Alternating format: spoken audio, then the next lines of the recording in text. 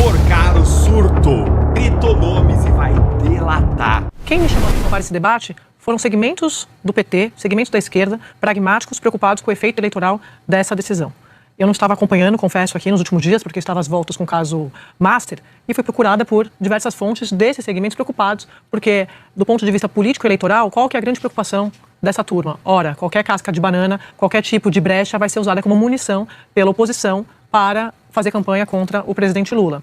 Eu fui, depois que eu fui acionada, e fui ouvir a turma da direita. E aí me falaram, você já viu os vídeos que estão circulando? Aí eu fui olhar, entrei nas redes sociais, e caí num vídeo do Nicolas, deputado Nicolas, com muitos seguidores, que sempre faz muito barulho nas redes sociais, falando desse assunto. Qual que é o meu ponto aqui? Esse assunto já dominou a discussão da semana. Agora, a esquerda sai perdendo porque essas alegorias dessas lutas, que é o banheiro unissex, que é a linguagem neutra, etc., é rejeitado por 90% da população, o que não significa...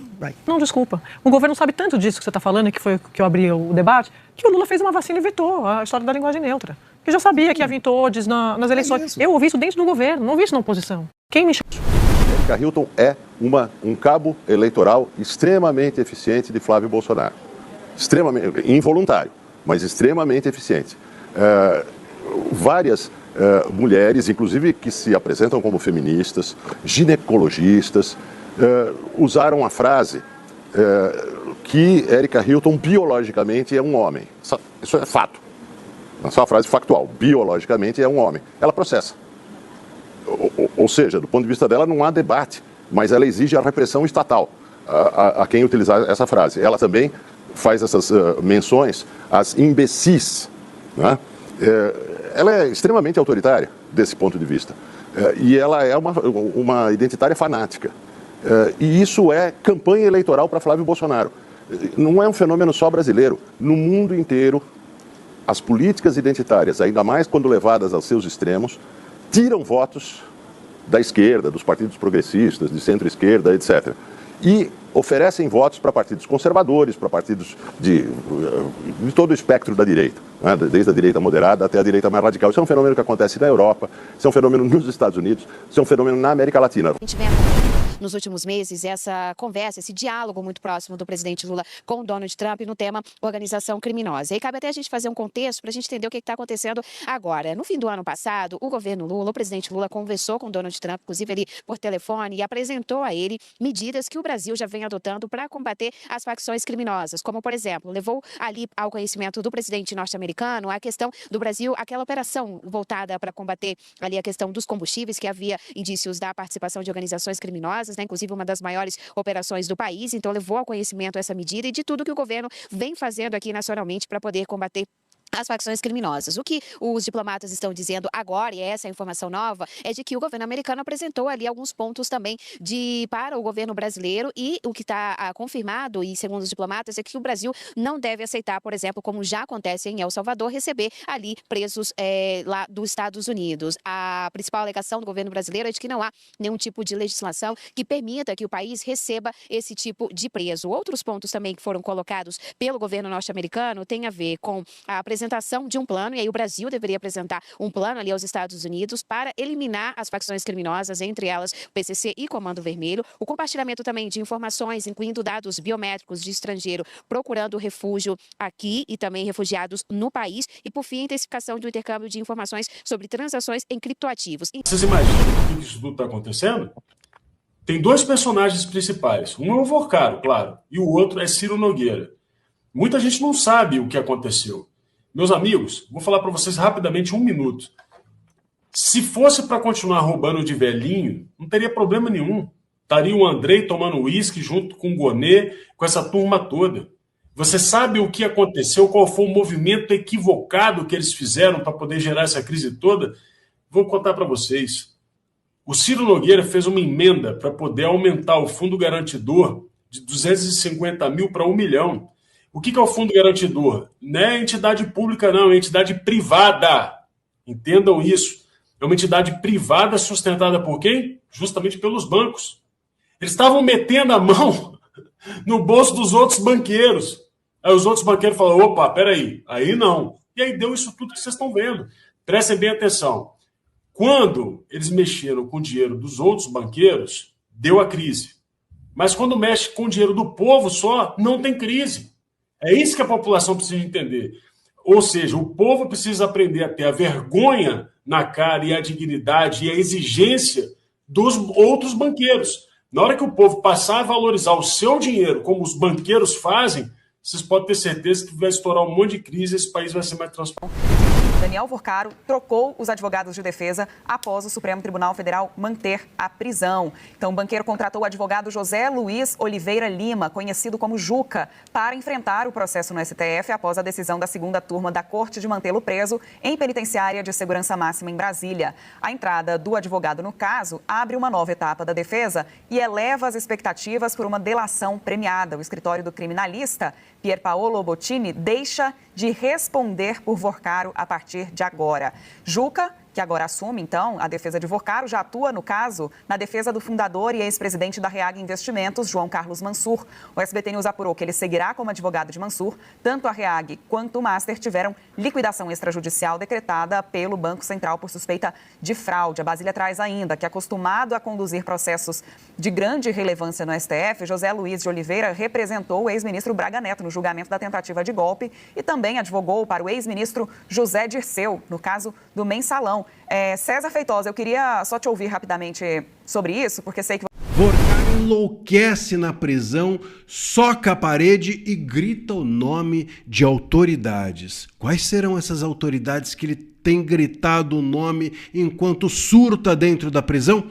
Bom, segundo a revista Veja, o Vorcaro precisou ser levado às pressas para atendimento médico no Presídio Federal de Brasília, onde ele está, presídio de segurança máxima, porque quando ele soube que o STF manteve por maioria a sua prisão, ele surtou, ficou loucaço e começou a esmurrar a parede até que as suas mãos começaram a sangrar e ele teve de ser recolhido para o atendimento médico. Só que enquanto, segundo a revista Veja, enquanto ele socava a parede, ele gritava o nome de algumas específicas autoridades, todas elas dentro da sua lista de pagamento, como nós ficamos sabendo nos últimos meses, essas autoridades todas que ele, de alguma forma ou de outra, pagava, direta ou indiretamente. Bom, o primeiro passo, meus caros, é que olha o poder desse cara, olha com a influência desse cara, olha como ele esperava que essas autoridades o livrassem da cadeia, olha como ele tinha expectativa e grande, talvez tivessem até prometido a ele que o STF o livraria nesse julgamento, que a segunda turma livraria a barra do Vorcaro. Se ele ficou bravo, é porque a expectativa dele é de que o julgamento na segunda turma fosse para salvá-lo. Portanto, meus amigos, a pressão que a gente tem feito, a pressão que a velha imprensa que até ontem estava cega, a pressão que todos vocês que escutam, compartilham esse vídeo fazem diariamente, tem surtido efeito. Se estivéssemos calados, se estivéssemos silenciados, se nada houvesse de ruído sobre o julgamento do Vorcaro na segunda turma, talvez realmente a segunda turma livrasse o Vorcaro, como inclusive se cantou a bola por aí. Uns disseram que o Gilmar Mendes seria acompanhado pelo Nunes Marques, outros que seria acompanhado pelo Fux, enfim, o fato é que ele não foi acompanhado por ninguém, se é que o Gilmar vai votar para livrar o Vorcaro. O ponto é que funcionou a pressão. Essa é a primeira questão. A segunda questão, meus amigos, é que esses nomes que ele gritou são os futuros delatados. Pode apostar. Eu aposto, inclusive, que dentre esses nomes que ele gritou, deve ter gritado o nome Alexandre, deve ter gritado o nome Toffoli. Não tenho quase nenhuma dúvida disso.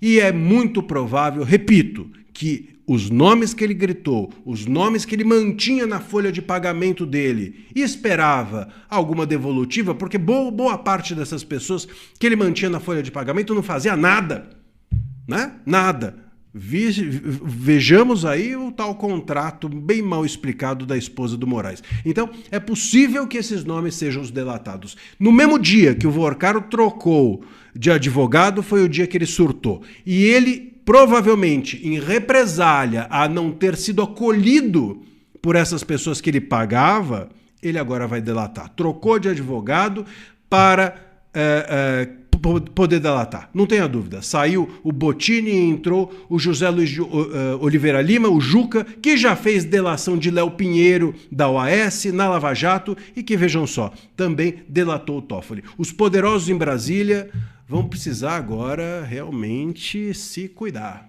Ou eles tomam um Rivotril, ou eles se acalmam de alguma outra forma, porque vai feder nos próximos dias. Olha, é 95% de chance de que vá ter delação. Não sei se vai ser tudo isso que a gente imagina ou uma delação light, mas que vai ter, é praticamente certeza que vai. Se você gostou desse vídeo, gosta das minhas análises, vou te fazer um convite. Vá na descrição aqui do vídeo, agora que ele acabou, e clica no link que tem lá. O link é para minha comunidade, chamada Bússola. Entra lá, veja o que é e venha fazer parte. É um convite que eu te faço. Parece que o universo decidiu conspirar contra o Lula agora nessas eleições. O universo ou até uma interferência divina. Nós estamos vendo um candidato à presidência sentado na cadeira presidencial com uma rejeição recorde, sofrendo escândalos do filho dele roubando dos velhinhos, dos seus ministros roubando dos velhinhos, dos membros do seu governo recebendo dinheiro de um mafioso, né, um gangster, que é o Daniel Vorcaro, o Correios com rombo de bilhões e bilhões de reais, as estatais quebradas, a economia se destruindo a cada dia. E para piorar, Lula tem um novo problema agora que o deixou desesperado. Eles descobriram que os caminhoneiros estavam pensando em fazer uma greve geral no Brasil devido à alta do preço do combustível. Lula entra em desespero total. E aí o que a Petrobras faz 2 dias depois? Preço médio do diesel sobe 11,8% nos postos e chega a 6,80%, diz a Agência Nacional do Petróleo. Levantamento vale para o período de 8 a 14 de março e ainda não reflete desconto anunciado pelo governo federal. O que o Lula decide fazer? Ele sabia que a Petrobras, né, ia aumentar, o preço do diesel ia aumentar absurdamente, aí ele decidiu tirar o PIS e COFINS do combustível, que são impostos federais dos combustíveis. Só que tem uma coisa, ele decide fazer isso por decreto, enquanto Bolsonaro, em 2022, ele colocou o Congresso para votar. Naquela época, o TSE falou que o que o Bolsonaro estava fazendo é crime, sendo que estava sendo votado pelo Congresso. Lula quer fazer na canetada, monocrática, mas eu não vejo o TSE nem o povo do STF reclamar do que o Lula está fazendo. Mas não adianta nada. O resultado já chegou na bomba e o pessoal está vendo o que o governo está fazendo. Olha só como que está em Roraima. Olha, esse é o preço da gasolina em Roraima, R$ 8,20.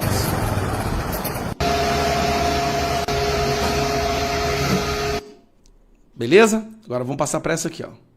Por que as pessoas não andam? A solução do Lula para o aumento do preço da gasolina. Lembra quando ele falava que se você for no supermercado, se tiver caro, o que era para você fazer? Se tiver caro, não compre. A solução do Lula para a gasolina, para o diesel, para o combustível caro, é ande a pé. Se tá caro, ande a pé. E aqui ele faz um discurso motivacional tentando convencer as pessoas dos benefícios da saúde de andar a pé. Gente, isso aqui parece piada. Por que as pessoas não andam meia hora todo dia? Por que não caminham? Por que não faz ginástica? A pessoa tem que aprender a tirar a bunda da cadeira e andar um pouco. Andar. O cara vai comprar. Essa aqui, só para usar um detalhe, tá vendo essa aqui, ó? O nome dela é Esther. É aquela que falou que déficit não é rombo, não é prejuízo, tá? É aquela que falou que o Correio estava às mil maravilhas. A povo vai de carro, o cara vai na farmácia, vai de carro, o cara, sabe, anda um pouco. Ele tem que aprender que andar faz bem. Andar, o Sandrão vai começar a andar agora, porque eu vou puxar o Sandrão. Agora eu quero te mostrar como que estava na época do Bolsonaro. Etanol 2,99, São Paulo. Esse aqui, ó, 2022, tá? Tem lugar que tá 2,50, gasolina 4,59. Estava na casa do R$18. Em cima disso daí, diminuição do ICMS e a venda direta do etanol. Então, não foi canetada, foi trabalho dentro do parlamento, no Congresso, a maioria, e deixa claro, toda a bancada do PT no Senado votou contra a redução do ICMS. Curioso, não esqueçam isso, hein? O PT foi contra a redução dos impostos. Ou seja, o PT foi contra a redução do preço do combustível. Saudade dessa época, né? Quando ele ia pra rua, todo mundo que passava, olha o povo gritando. O PT foi contra a redução do preço do combustível.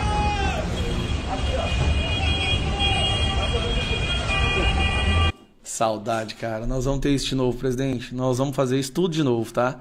Então, assim, Lula fala que vai tirar os impostos, o diesel dispara, e agora os caminhoneiros estão pensando seriamente em fazer greve geral. Rapaz, eu vou te falar uma coisa. Não tem um nicho da nossa sociedade que causa mais impacto na percepção do governo do que quando os caminhoneiros decidem fazer greve. Quando o caminhoneiro decide fazer greve, os bens, os insumos param de fluir. As veias arteriais da economia brasileira entopem.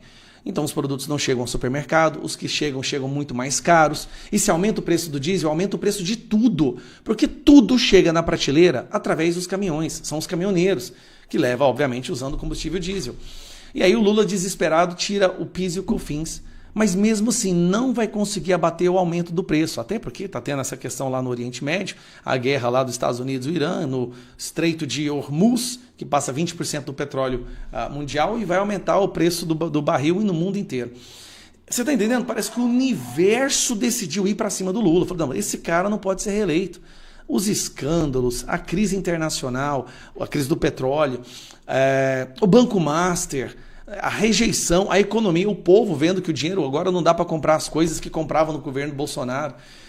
Deus está interferindo. Deus botou a mão no Brasil e falou, chega, vamos tirar esse cachaceiro daqui, vamos colocar essa casa em ordem. Vamos começar do começo do dia de ontem. Dia histórico no Brasil, uma sexta-feira 13. Aí realmente, né, gente, não tinha como decepcionar. Sexta-feira já não decepciona, mas uma sexta-feira 13, histórica para o Brasil. Logo cedo, né? Análise. Julgamento do Paquito é o dia D para o Supremo.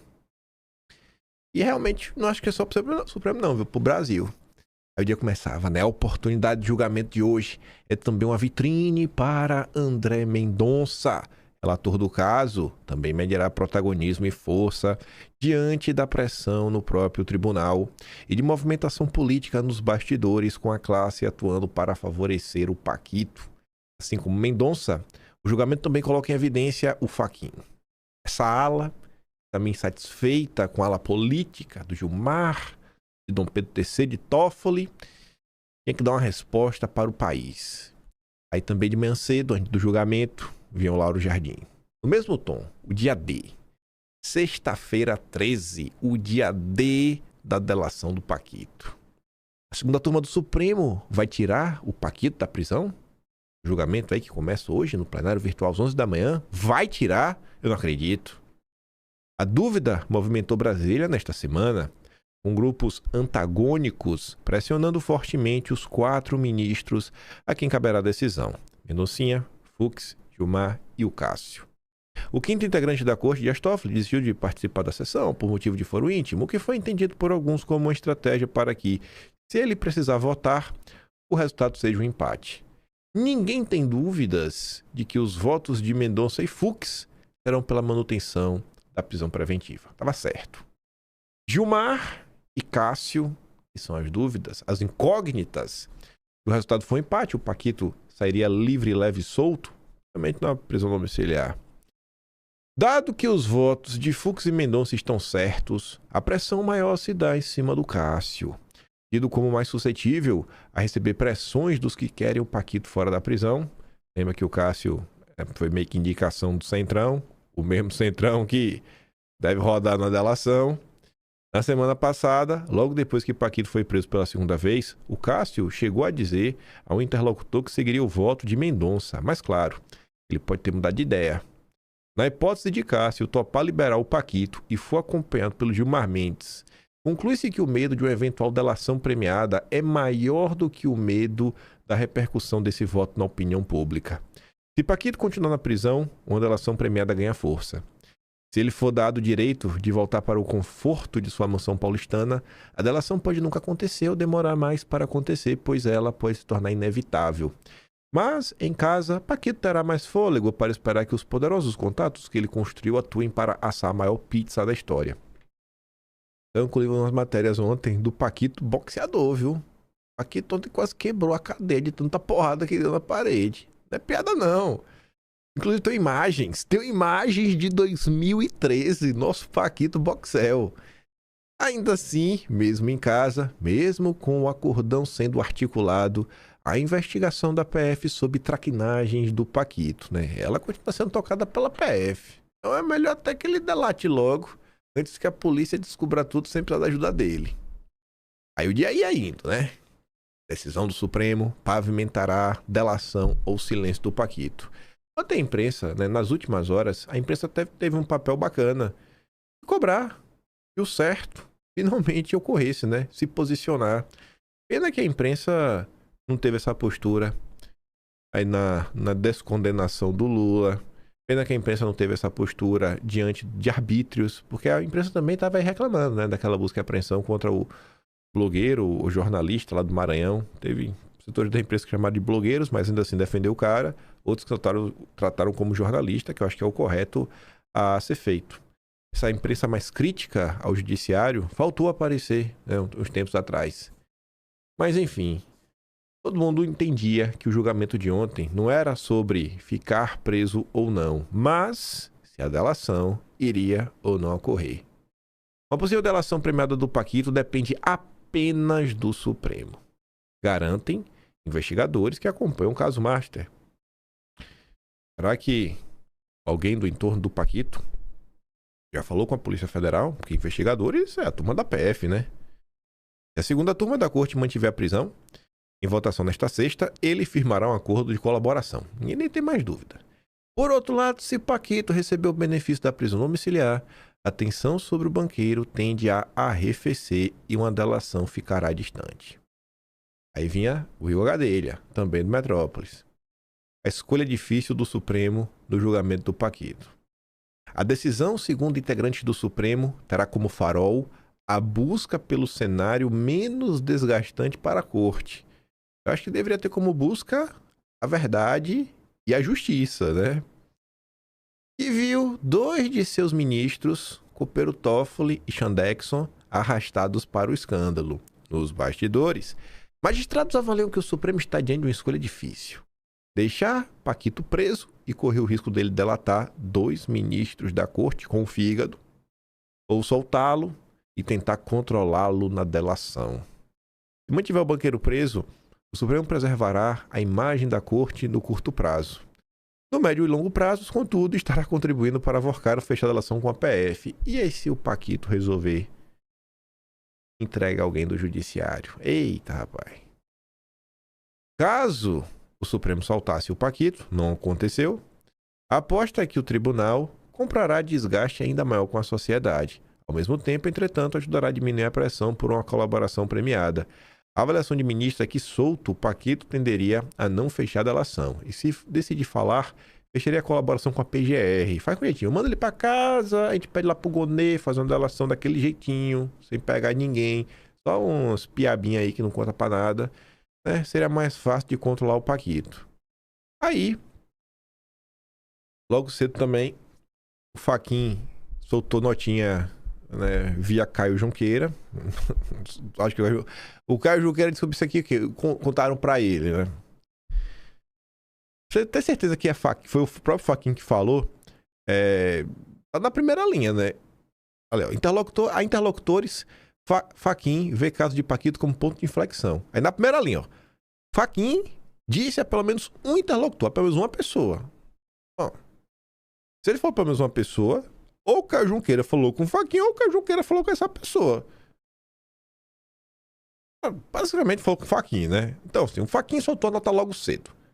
Utilizou a imprensa contra os seus colegas. E também já na tentativa do próprio Fachin de tentar se blindar. Vai que o Cássio e o Gilmar ambos votassem para soltar o Paquito. Aí falou, ó, a minha posição era para o Mendonça. Enfim, né? Fachin foi pelo menos uma pessoa que falou pro Caio Junqueira, na véspera do julgamento, que vai decidir se soltar ou não o Paquito, que a sessão será um ponto de inflexão para a corte durante a maior crise de credibilidade de sua história. A leitura do Fachin é de que, se a segunda turma for manter o Paquito preso, a corte conseguirá, pelo menos, estancar a crise. Se a decisão for pela soltura, a crise envolvendo o Supremo deve se aprofundar. A aposta na corte, especialmente entre aliados do ministro André Mendonça, é de que o placar deverá ser 3 votos favoráveis à prisão e um contrário. Até o momento está 3-0. A gente não sabe como é que o Gilmar vai votar. Tá dando tempo. Tá dando tempo, né? Vamos ver o que o Gilmar vai fazer. Vai pedir vista. Vai pedir vista, Gilmar? Vai ficar embalando? Vai dar? Melhor resolver logo, viu, Gilmar? Nesse sentido, votariam pela manutenção, além de Mendonça, Fux e Cássio. O divergente seria Gilmar Mendes. Pelo menos 2 interlocutores de Mendonça relataram à CNN que Cássio sinalizou que votaria pela manutenção da prisão, mas no final da quinta, dia 12, havia receio de que a pressão do Centrão pela soltura do Paquito poderia fazê-lo votar pela soltura do banqueiro. Advogados diretamente ligados ao Paquito avaliaram à CNN que a soltura ou permanência dele na prisão impactará não na decisão de delatar, mas o alcance da delação. Então o Paquito estava convicto: eu vou delatar. Solto com a PGR, no jeitinho, no dengo, né? Sem entregar ninguém. Se eu ficar preso, eu entrego todo mundo. Se for mantido em presídio de segurança máxima, um dos mais rígidos do Brasil, ele tenderia a entregar tudo o que ele sabe. Se for para prisão domiciliar, ainda assim foi uma delação, mas no dengo, né? Dado o interesse de parte do Supremo para que haja uma delação, a possibilidade de que, caso o julgamento se caminhe para a soltura, algum ministro peça destaque, na prática, né, vista do processo, isso obrigaria Gilmar a suspender o julgamento e transferi-lo para o plenário físico. Espera aí, vamos ver como é que o Cássio vai votar. Se o Cássio não votar a favor, pede vista, vamos levar para discussão no plenário físico e tentar constranger. Vamos constranger, ver se o Gilmar Mendes, na TV Justiça, junto com o Cássio, vão querer chegar nesses pormenores. Antes de chegar no julgamento, tem mais 2 coisas. Estou falando que a imprensa teve um papel importante de colocar pressão no judiciário para fazer a coisa certa, mas calma lá, nem todo mundo. A Andresa Matais, que nunca se move para defender nenhum bolsonarista de injustiças, se deu o trabalho de escrever essa porcaria. Deixem o Supremo decidir sobre prisão do Paquito em paz. O caso do Paquito ganhou dimensão tal que qualquer pessoa que acompanha um político ou mesmo sites de fofoca já viu falar dele. A sensação é que nessa sexta o país inteiro vai parar, como acontecia antigamente com o último capítulo das novelas, para assistir ao desfecho. E com quase todo mundo torcendo pelo mesmo final, não foram raras as vezes em que autores mataram o vilão apenas para atender ao desejo da audiência. Sob esse mesmo clima de vigília, o Supremo vive hoje o seu dia decisivo. Se contrariar o senso comum e mandar o Paquito de volta, né? Soltar o Paquito, os ministros da segunda turma se tornarão alvo imediato da fúria coletiva. Se fizerem o contrário, serão alçados à condição de heróis. Não é difícil de entender o porquê, né? Opinar faz parte do jogo democrático. O problema é que o preço de uma corte que decide sob pressão e não por convicção é alto e já pagamos por ele em vários momentos da nossa história recente. Eu acho que se soltasse o Paquito era exatamente por pressão.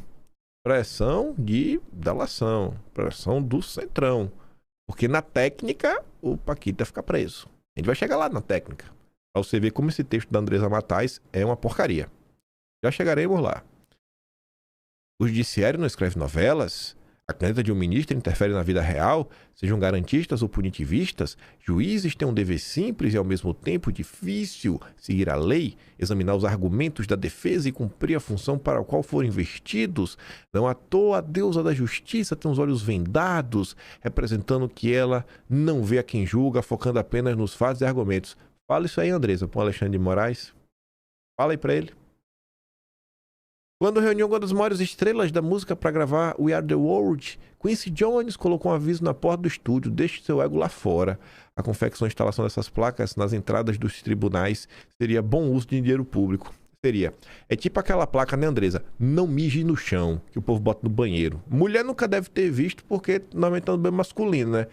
Aí eu te pergunto, tu acha que funciona? Não mije no chão. Ah, o cara mija no chão até mas tá ofendendo. Tá... Eu não mijo no chão em minha casa, botar essa placa aqui pra quê? Vou mijar no chão agora de propósito. É tipo isso, né? Tem que botar um tribunal. Ó, deixa o seu ego lá fora. Pra começar a rebater a Andresa e mostrar que o jornalismo do Brasil até tenta, mas sempre tem esse ranço, Walter Mairovich, ex-desembargador. Acho que ele pode falar um pouquinho mais da técnica, né? E aí, ele pode até responder a Andresa Matais. Começar a respondê-la. A resposta final fica a cargo do Mendonça. Ali, ó. Pesadíssimo. O Mairovich afirma em tom de desabafo que se a decisão do Supremo não for unânime pela manutenção da prisão, rapaz, pode fechar o Supremo. Pode fechar. Mas com a Andresa Matais, não. Deixa o Supremo decidir. Deixa o Supremo em paz. Então, se a decisão do Supremo for outra que não unanimidade, olha, podemos fechar o Supremo. Ai, Mairovich pegou pesado com essa frase aí. Ele deve ou não deve ficar preso? Olha, se ele não ficar preso, vai ser a vitória do crime, dos gangsters. E não é de qualquer gangster. É gangster que adota um modelo mafioso de intimidação. Tem prova provada de que ele usava e mandava, tinha um agente, tinha um súcubo, um dependente para realizar atos de intimidação. Isso está provado. Ora, fora o potencial dele, a força que ele teve. Veja que ele chega em 2 ministros do Supremo, pendura 2 ministros do Supremo, tem contatos com o Mota, frequentava o presidente da Câmara, frequentava festas, teve um jantar privado depois que o Mota foi eleito presidente. É um sujeito influente, um sujeito que construiu uma rede, até uma rede usada para desinformação, um sujeito que tentou até intrometendo-se no Tribunal de Contas, tendo um ministro que estava pendente para o seu lado, tentou reverter até essa liquidação. Um sujeito poderoso, potente, um gangster, não pode ficar aí livre de uma custódia fechada. Se o Supremo Tribunal Federal já decidir e tiver aí divergência, não for uma votação unânime, já será uma coisa preocupante,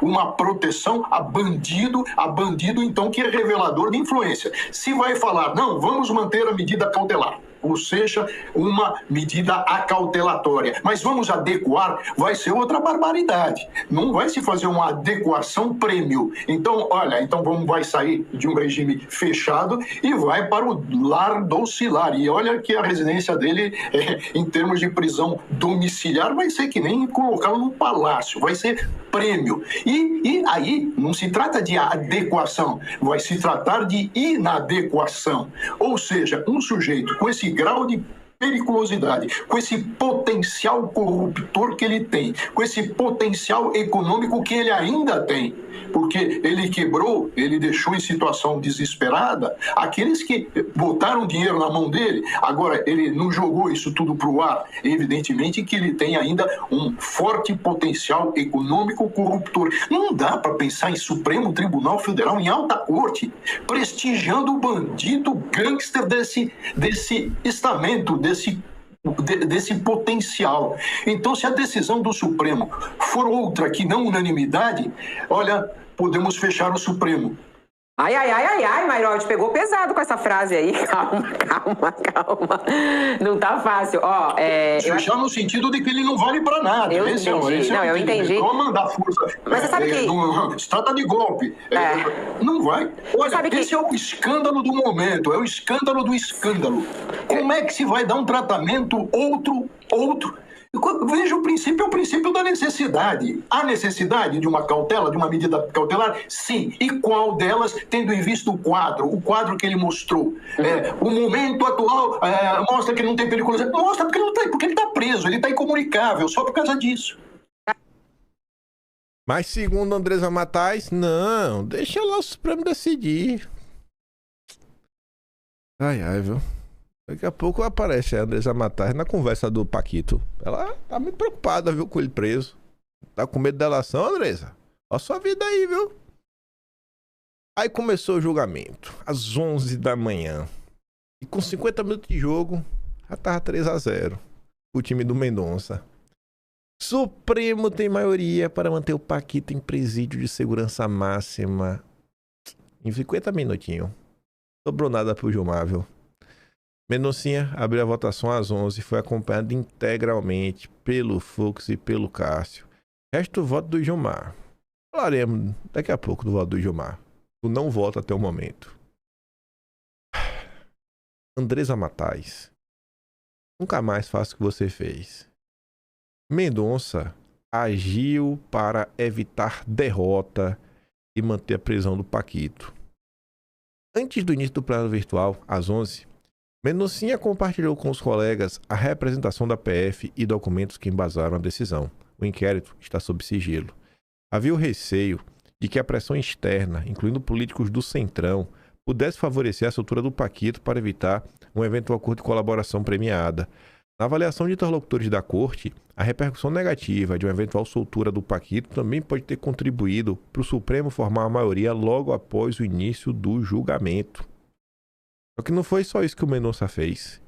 Mendonça citou decisões dos próprios colegas da segunda turma ao votar para manter o Paquito preso. A decisão do Mendonça foi bem fundamentada, uma decisão longa, citando assim, acho que foi em torno de 12 pontos, eu acho, porque o Paquito merecia ficar preso.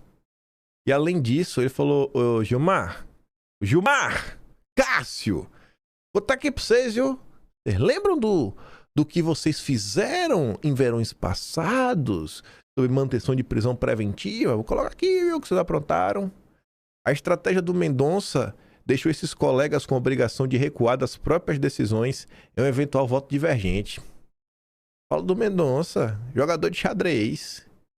A Daniela Lima também fala sobre isso. Com prisão mantida, cresce chance de delação do Paquito. Essa é a manchete, mas o texto. Daniela Lima apontou que a decisão de manter o Paquito também é fruto da pressão pública feita sobre o Supremo e, além disso, segundo ela, a decisão assinada pelo Mendoncinha era inderrubável.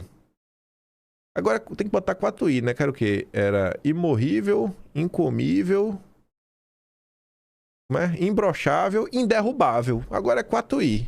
Pronto. Confirmou-se a predição dos criminalistas de que a ordem de prisão do Mendoncinha, costurada com muito detalhe, no dengo, na técnica, para mostrar, escandalizar mesmo com os diálogos captados, para mostrar a gravidade dessa estrutura que ele montou, transformou essa decisão em uma decisão inderrubável, pela pressão pública mesmo, inclusive, que se formou em cima do caso. Já podemos agradecer a Jair Messias Bolsonaro. Já podemos falar que nada do que está acontecendo no Brasil neste momento estaria acontecendo se não fosse graças a Jair Messias Bolsonaro. São exatamente os dois indicados por Bolsonaro, junto com o voto do Fux, que estão garantindo aí que o Paquito vai delatar. Pelo menos é a forte tendência, né? Obrigado, Bolsonaro. Obrigado. Aí fica um monte de idiota. Ai, Lula e Bolsonaro são iguais. Cadê a turma do voto nulo agora? A turma do voto nulo tinha que ficar calada. Não podia falar um ai do Brasil. Não podia nem reclamar. E colocaram o Lula no poder. O Flávio Dino não estaria no tribunal. Nem o Messias. O Messias ainda nem entrou, né? Mas talvez entre. Talvez não. Mas o Flávio Dino não estaria no tribunal. Era só ter elegido Bolsonaro. Mas não adianta, porque o povo é teimoso. Tu acha que o caso Master, explodindo desse jeito, o Bolsonaro presidente, tu acha o quê? Tu acha que Bolsonaro ia estar agindo igual a Lula? Tentando colocar panos quentes? Blindar Guido Mantega, Lewandowski, explicações atabalhoadas, indefensáveis? Era tão simples ter resolvido isso. Era só ter apertado o 22. Aí vai. Manutenção da prisão do Paquito eleva tensão e expectativa de delação. Aí foi o assunto do dia. Aquela tensão foi substituída por uma euforia. Aquele sentimento, rapaz, será que agora vai? Será que agora os membros do regime serão derrubados? Não sei se vai, não sei se vão, mas... né? Acho que dá pra comemorar, né, gente? Depois a gente pode até se frustrar, mas vamos comemorar pelo menos um dia. Essa avaliação já ocorreu nos bastidores nas horas que antecederam a abertura do plenário virtual, tanto na visão de advogados que acompanham o caso, quanto de integrantes da própria corte, ouvidos pela CNN, que o Paquita delatar. Nos bastidores, advogados e ministros reconhecem sob reserva que há forte pressão política relacionada ao caso. As menções aos ministros Toffoli e Dom Pedro III jogam um papel determinante nesse cenário. Mas é fato que, desde a liquidação do banco, o movimento já era intenso em Brasília, dada a ampla rede de contatos e influência de Paquito na capital federal. É recorrente entre ministros do Supremo e advogados de defesa ouvidos pela CNN a alegação de que, ao permanecer na prisão, as possibilidades de defesa do Paquito se tornam cada vez mais estreitas, já sendo especulada nos bastidores, inclusive, uma eventual mudança no quadro de advogados do banqueiro, caso a colaboração se torne de fato a primeira opção. E ó, a gente fala isso daí ao longo de toda a semana. Ó, presta atenção os advogados. Se os advogados mudarem, é porque ele vai delatar. E não deu muito tempo, não, os advogados começaram a mudar. Quem trouxe o furo foi o Caio Junqueira. O primeiro jornalista a falar que a equipe de advogados sofreu uma mudança. Chegaremos lá. Aí começam nas primeiras notas pós-julgamento. Investigadores apontam que Paquito delatará após nova decisão do Supremo. Tem festa lá na Polícia Federal, não na ala lulista, lá da DIP, que queria estar com esse inquérito na mão. O Andrei deve estar preocupado, Lula também. Mas interlocutores do banqueiro já sinalizaram à corte a disposição do Paquito em aderir a um acordo de colaboração. Mendoncinha, estamos aqui, viu, Mendonça? Quiser me soltar aí, viu? Posso contar tudo que eu sei. E aí tá ali, 7h35 da noite. Tava em live com a turma ontem, batendo papo. Aí o cara falou, quem... O advogado lá, ele botou o nome completo, né? José Luiz de Oliveira Lima sumiu. Eu falei, uai, esse não é o Juca? O advogado Braga Neto? Ele mesmo. Vorcado troca de advogados e abre caminho para a delação. Eu gostei até entender por que ele tinha que trocar de advogado. Tem gente dito nos últimos dias, né, que o advogado dele, o Piepolo Bottini, é petista. E o outro, Podival, muito ligado também ao Supremo. Mas tá ali, ó. Paquito trocou de advogado. Sai o Bottini, entra o Juca. Nos bastidores, a troca é um sinal do que o Paquito deverá fazer uma delação. Aí, depois vem um complemento. Advogado que deixou a defesa do Paquito tem clientes que podem ser delatados. Aí é conflito de interesse, né? Como é que tu vai ser advogado ao mesmo tempo do Paquito e dos alvos? Ele vai ganhar muito mais dinheiro, né? Porque imagina quantos alvos, quantas cabeças o Paquito pode entregar. Se tu fosse advogado, ia querer ficar com os réus, que é o tempo todo, né? Um recursozinho, um dinheirinho para advogado, vários réus ao mesmo tempo, ou tu ficar só com o Paquito? Eu ficaria com o Paquito, porque eu estaria do lado certo da história. Um fator determinante para a saída do Bottini seria o potencial conflito de interesses, já que o advogado possui entre seus clientes figuras do Centrão que poderiam ser citadas em eventual delação do Paquito e figuras do PT. O criminalista também teria restrições a um instituto de colaboração premiada, porque a turma do Prerrogativas não curte muito isso. Outro advogado do caso, Roberto Podival, também pode vir a deixar a defesa. Segundo apurações de Junqueira, Podival manter relação de amizade, uma amizade muito bonita com Dias Toffoli. E seria outro potencial nome a ser mencionado caso uma delação se concretize. Sobrou nada pro Toffoli, velho. Deixa eu ver só se eu acho que é uma notícia, que eu sempre cito ela. Olha... Pier Paolo Bottini, Prerrogativas, apartamento.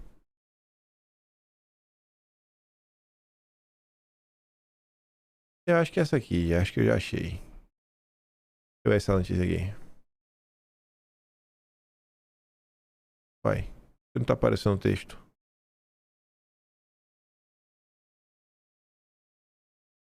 A matéria tá sem texto. A matéria da Folha de São Paulo, que viagem é essa? Deixa eu abrir assim, peraí que... Ah, tá. Agora acho que vai. Pronto. Anota essa aqui, ó. Daniele Franco, petista, ministra do Lula, participa de roda de conversa com intelectuais e advogados do Banco Master e do Prerrogativas e petistas em São Paulo. A gente poderia atualizar, né, Mônica? Essa manchete. O evento foi promovido pelo Prerrogativas. É daqui, né? O evento foi organizado pelo Prerrogativas, coordenado pelo Marco Aurélio de Carvalho e pelos anfitriões. Quem? O advogado de Daniel Vorcaro, ou melhor, o ex-advogado Daniel Vorcaro, Pier Paolo Bottini. Fala dele, descaradinho. Olha aqui, ó. Aquele petista que tá sempre na Globo News, ó. Esse aqui, ó. Respeita o petista. Os petistas. Os petistas tinham que correr, rapaz. Deixa eu ver quem mais, né? Quais os outros petistas que estavam presentes? Lu Nazaratini, do PT, estava nessa linda festa. Quem mais estava cá? Diretora do Observatório da Branquitude. Rapaz, é muita democracia, rapaz. É muita democracia. Internacionalista. Maravilhoso. Quem mais tá aqui? Quem é esse? Ana Torg. Mas tá lá. Festinha, pá, do Bottini. O Bottini é festeiro. Esse era o advogado do Paquito. Petistão, né? Petistão. Saiu petista, Bottini. Ei, Lula. E agora, Lula? Tem que vender do jeito certo, pô, a história. Aí o Escostegui, amigo do Paquito, chama o Juca. Juca, como é conhecido advogado, né? Como é o nome dele completo? José Luiz Oliveira Lima. Eu não sei porque Juca, né? Pra mim não combina. Não sei de que tiraram o Juca, né? De José pra Juca, mas tudo bem. Deve ser Zé, né? Já chamar o Zé. O Zé, igual Juca.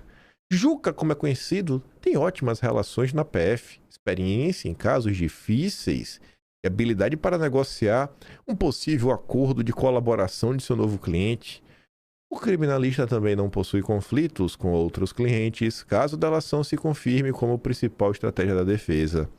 Segundo duas fontes a par do caso, e uma terceira, próxima ao Paquito, ele já se convenceu que sua melhor estratégia é tentar construir um acordo que lhe permita minimizar os danos a ele e sua família. O cunhado dele tá preso ainda, viu? O Zétel. Tão significativo quanto a entrada de Juca é a saída do petista, lulista, amiguinho, membro do Prerrogativas, batedor de cartão da Globo News, Pier Paolo Bottini, o petista. Tem que reforçar. O advogado lulista do Vorcaro saiu. Já defendeu nomes como Nelson Tanuri, políticos proeminentes do Centrão, amigo de petista, que faz para petista. Ou seja, Pier petista, como é chamado criminalista, teria conflitos difíceis de serem contornados a se confirmar decisões de tentar uma colaboração. Aí vem a Mônica Bergamo. Eita, ouvir de uma petista como ela é bom, viu? Vorcaro tem novo advogado e partirá para a delação premiada. Inclusive, a matéria do Bottini é da Mônica Bergamo, viu? Olha lá, ó. Mônica Bergamo, fala dela. Fala dela. A colunista de fofocas do PT. O ex-banqueiro já aventava a hipótese de delatar antes mesmo de ser preso há 2 semanas. Ele aguardava o julgamento, né? Que podia rever a decisão, ver se ele seria solto. Ia tomar a decisão final, né? E aí ficou preso, né, pai? Ficou preso. Seja preso. E o Gadelha, chato pra boneco, já pegou o telefone de noite pra ficar enchendo o saco do Juca. Juca! E aí? Paquito vai ou não vai delatar? Novo advogado de Paquito se pronuncia e diz que delação é meio de defesa. Já gostei. Conhecido no meio jurídico como Juca. Ele assumiu, ligou aí e falou que assumiu a defesa do Paquito. Em rápida conversa por telefone, ele evitou contudo cravar, já agora, e o Paquito fechará uma delação premiada. Assumiu o caso hoje, ponto. Limitou-se a dizer, após insistência do Igor Gadelha, cara chato, sabe, insistente. Ô Juca, conta aí, vai ou não vai delatar? Enfim, né? O Juca lembrou que já deu uma série de entrevistas dizendo que acha a colaboração premiada, né, é um meio de defesa. E já participou, né, de delações no passado. Aí vem o nosso Lauro Jardim, jornalista de estimação do André Esteves. Troca de advogado marca o início do processo de delação premiada. Anunciada a mudança na defesa do Paquito com a saída do Podival. E o Lauro Jardim está cravando também que o Podival, amigo do Toffoli, amigo do Xandexon, está indo embora. E o Bottini, lulista, do caso, enfim, entrada do Juca. Significa que o banqueiro deu ok para início de fato, de uma delação premiada. Uma delação que, se for para valer, vai abalar a República. Aliás, para ser aceita, o Paquito terá que entregar muito de material que não falta. Peguei o telefone para colher impressões. Do que eu colhi de impressões ainda de noite, amanhã eu devo ter mais informações, mas o que eu consegui colher de noite é o seguinte, que só entregar um figurão do Centrão, pouco. Até porque a PF já poderia até ir para cima. A delação realmente valer tem que ser para valer. Valer valendo.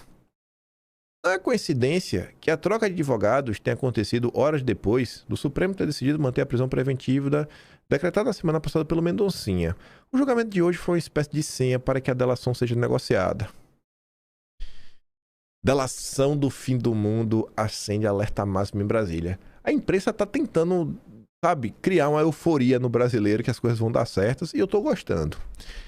Aí tá ali, né? O Brasil vive um novo momento pré-Lava Jato. Segundo o Robson Boninho do Radar, o clima em Brasília lembra o estágio inicial da Lava Jato, quando as investigações começaram a revelar conexões entre empresários, políticos, autoridades. A diferença, segundo ele, é que agora o escândalo já nasce em um ambiente de profunda desconfiança institucional, em um novo Brasil. As pessoas estão acompanhando a política muito mais de perto. E sabe que o Bottini, advogado lulista, amigo do Lula, né, dos ministros do Lula, saiu do caso.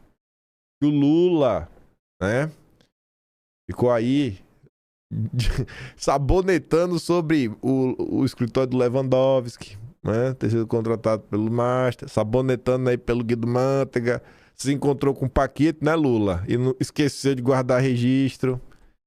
Agora é meio diferente. Bem diferente. Para fontes ouvidas na capital, a crise atual expõe um problema estrutural. A percepção de que dinheiro e influência permitem que certos personagens se movam acima das regras. Por que o eventual delação preocupa tanto? A possibilidade de colaboração premiada do Paquito preocupa autoridades porque o banqueiro teria reunido ao longo dos anos relações e registros envolvendo figuras influentes. Vê só. Muitos em Brasília afirmam que ele se preparava para o pior e teria guardado informações sensíveis sobre políticos e autoridades. Isso cria um dilema. Ao mesmo tempo em que a prisão aumenta a pressão para que ele delate, as condições do presídio dificultam a negociação de um eventual acordo com seus advogados. O Supremo virou o principal alvo da crise? Bom, embora o caso tenha potencial para atingir diferentes setores da política, analistas avaliam que o Supremo acabou se tornando o principal foco do desgaste institucional. A investigação envolve relações do banqueiro com integrantes da corte, incluindo Dom Pedro III e o Toffoli. Nos bastidores, a pressão para que o presidente do tribunal, Fachin, adote medidas mais duras para preservar a credibilidade da instituição. Análise: Mendoncinha encaminha delação do fim do mundo do Paquito. O pessoal tá gostando, né? Fim do mundo. Tomara que seja mesmo. A maioria formada nessa sexta é uma vitória incontestável da ala da corte que se preocupa com a própria imagem. Ou seja, Mendonça... Bom, a priori teremos 5 pessoas, né? Mendonça, Cássio, Fux, Fachin e Carmen Lúcia. Do outro lado tem 6 ainda. Não é maioria. Esse grupo é liderado pelo Fachin e tem ao seu lado o André Mendonça.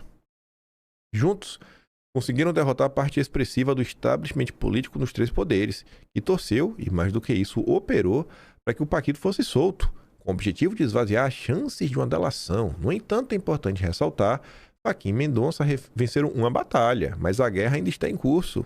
Ele atingirá seu ponto máximo de tensão quando o Paquito decidir falar e delatar figuras dos 3 poderes. Dos 3, viu? 3. Executivo, Legislativo e terceiro poder.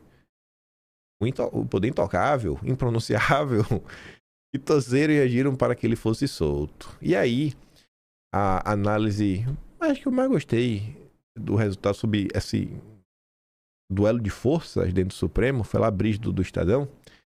Julgamento sobre o Paquito aponta para crescimento de Mendonça e perda de poder de Dom Pedro III no Supremo. Que coisa, viu? Em menos de 1 hora, a segunda turma formou maioria. Dos 5, 3 2 concordaram com o Mendonça, o Mendonça é um dos 3. Enfim, que deu seu primeiro voto, confirmando a delação da semana passada. Toffoli também está na segunda turma, mas se declarou suspeito. Aí vocês já sabem essa história. Resta o voto do Gilmar. Temos que observar o voto do Gilmar. Nos bastidores, especulava-se que ele votaria pela revogação da prisão ou a favor da transferência do Paquito para o regime domiciliar. Seja qual for o posicionamento de Gilmar, o placar 3-1 ou 4-0 legitima o estilo adotado pelo Mendonça na condução do caso depois que Toffoli deixou a relatoria. O novo relator desfez algumas medidas tomadas pelo Toffoli ao dar mais autonomia à polícia, mais autonomia para o COAF. Mendonça também liberou o conteúdo do aparelho do Paquito para a CPI do INSS. A decisão resultou no vazamento de conversas, inclusive mensagens trocadas com Dom Pedro III. Os diálogos indicam que o ministro conversou com o Paquito no dia da primeira prisão dele, em novembro do ano passado. A revelação devolveu o Supremo para o centro da crise do Banco Master. Integrantes do tribunal consideraram um caso grave. Por outro lado, um lado do tribunal mais ligado a Dom Pedro III prefere primeiro conhecer o conteúdo das mensagens para evitar julgar o colega de forma precipitada. A votação, iniciada ontem, que ainda não acabou porque o Gilmar ainda não votou, da vitória do time do Mendonça. Ao menos, na segunda turma, ele conta com o apoio da maioria para seguir o estilo adotado nas investigações, ainda que isso afete ministros do tribunal. A manutenção do Paquito atrás das grades pavimenta o caminho para uma delação, com chance de respingar em integrantes da corte. Aí veja. Após o vazamento das mensagens, Gilmar Mendes criticou a divulgação de diálogos íntimos do Paquito com sua namorada, Martinha.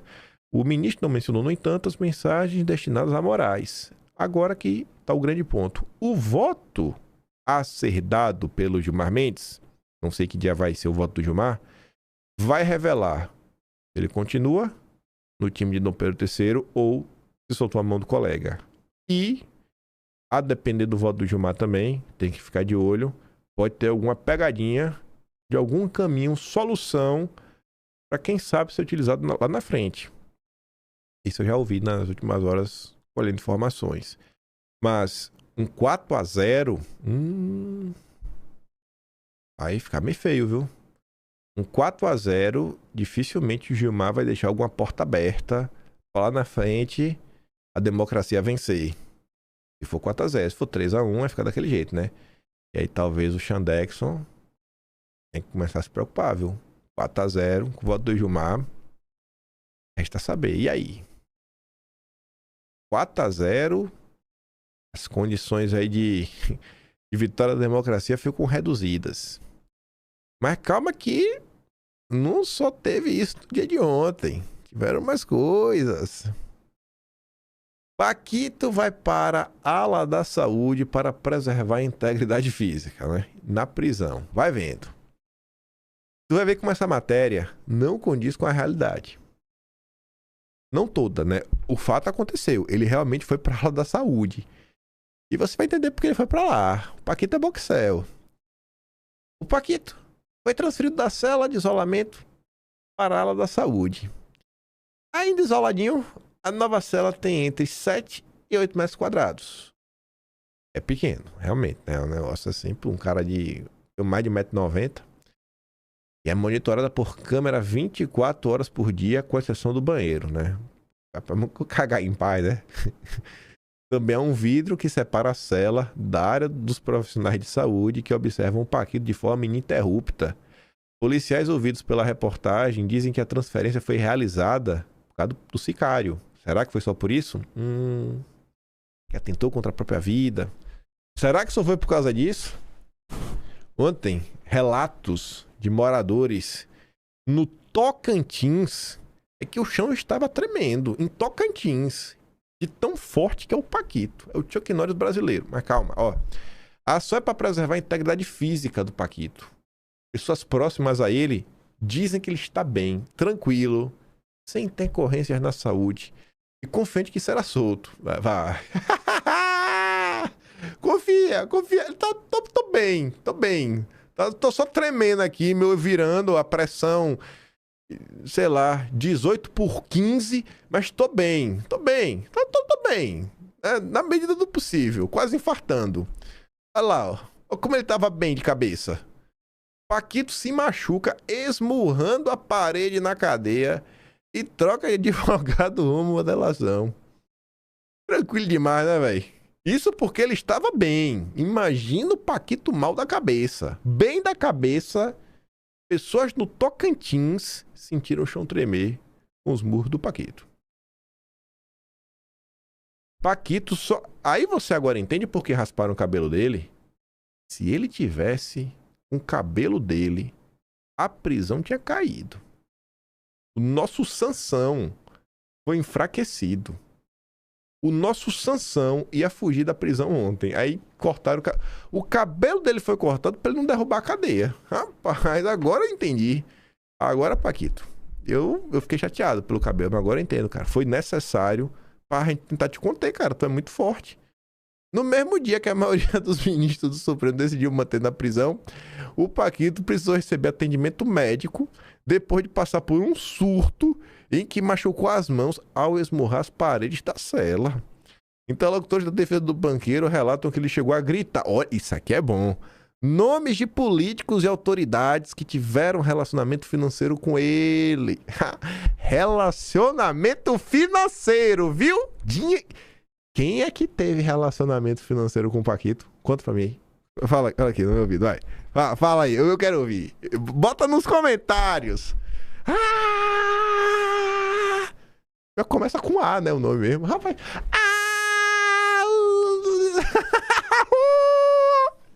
Ô, bicho. Se tem câmera, né? Caraca, velho. Sério, esse vídeo seria impagável. Tu já pensou? Se vazasse esse vídeo? Se bem que tá falando que tem câmera na região da área de saúde, né? Não sei se no quarto dele tinha. É pensar aí, gente, se tiver o vídeo, né? Nem que seja de fora da cela. Só pra gente ver os gritos, ele gritando lá. O quê? Continua aí, o resto do nome, vai. Dando burro na parede. Eita, velho. Tô gritando, viu? E neste momento não estaria atuando em seu favor para tirá-lo da prisão.